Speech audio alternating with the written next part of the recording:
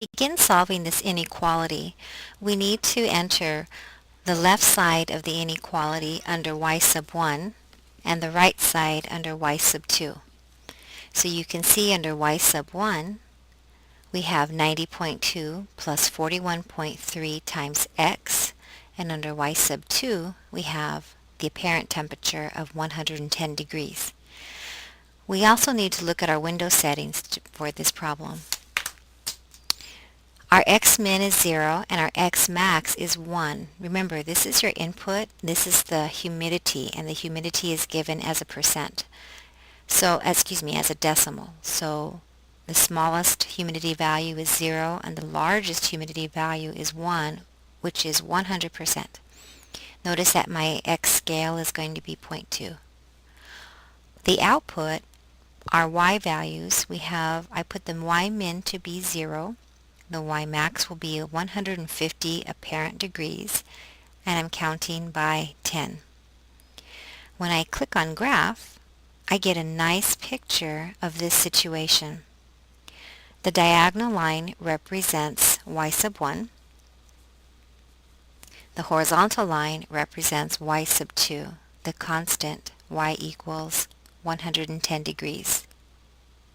The question is, when is the apparent temperature greater than 110 degrees?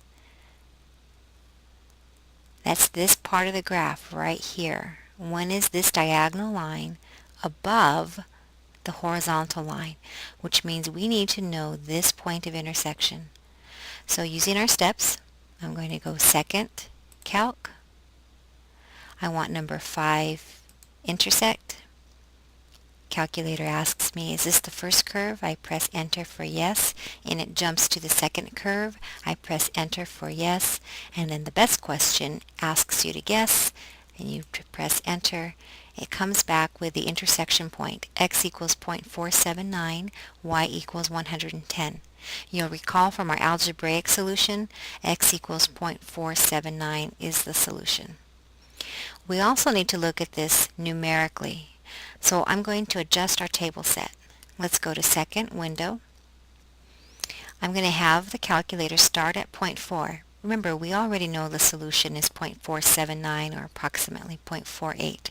So I'm going to have it start at 0.4, and my delta table is going to be 0.01. Now when I go look at the table, second graph, I'm looking to see when is the y1 output value the same as the y2 output value.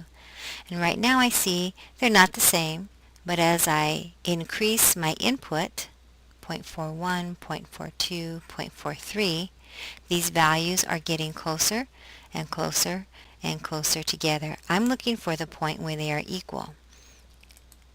0.47, pretty close. 0.48, now I'm a little bit over. Remember, we know the answer is 0.479, which means somewhere between 0.47 and 0.48. My two values will be equal. This confirms numerically what we found graphically, what we found algebraically.